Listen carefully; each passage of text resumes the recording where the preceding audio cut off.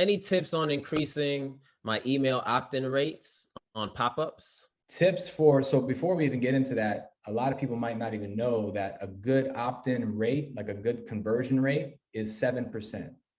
Okay. So that means 7% of people who actually see your pop-up should be opting in. I think that's really important to know your benchmarks there. So that's what you should kind of aim for. But then as far as like the actual pop-up, what we recommend is having it not pop up immediately. A lot of people have the settings so that as soon as someone hops on your website, like the pop-up is like in their face immediately. And that's not what you should do at all. That's actually like really kind of intrusive to people's experience, and it actually might make them want to leave. So what you want to do is let it wait at least 10 seconds. Our minimum that we say is like at least 10 seconds or 60% scroll, right? And a lot of different ones that you'll use will have these settings. Okay. Yeah. Try that out and let us know how that works in the comments below. Yeah, for sure. Definitely let us know. We've honestly had a lot of students lately who are crushing it with email marketing as well as text marketing. From our experience, text marketing tends to perform a little better than email marketing does, but you should definitely be focusing on both. Now, another quick thing that I want to jump into is the messaging on your pop-up, because I know a lot of times people are struggling with what to say. So one thing that we like to recommend, something that's really easy to do, is join our VIP list. Get 10% off of your first purchase when joining our VIP list.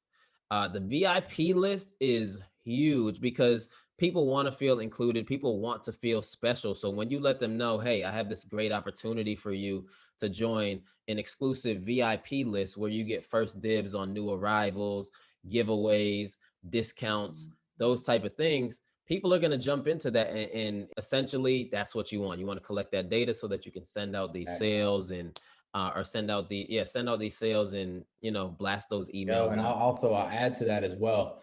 Remember, when you're writing copy for your pop-ups, remember that you always want to lean forward with what the customer wants the most, right?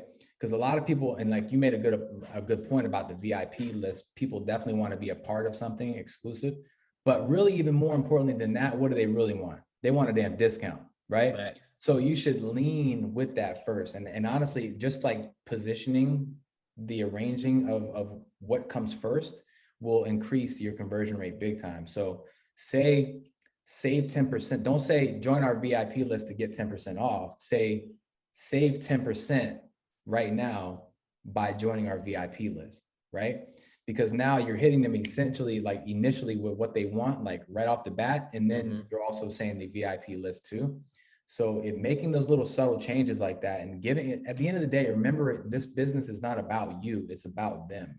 So always write, everything you're writing should be about what they want, right? I think that's a real like mental thing that people should understand. And that I'm glad you actually said that, because you see here, we have two different ideas on what the pop-up should be, which is segueing to a great point, is you should split test your pop-ups to see which one converts better. Because here's the thing, like we have all the recommendations in the world, but we don't necessarily know exactly what's going to work.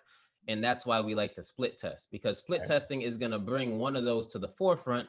And that's the one that you should rock with ultimately. But split testing is always something that you want to do to figure out what works for you. But I'm probably right though. I'm just saying. We'll see about that. Test it, drop something in the comment, let us know.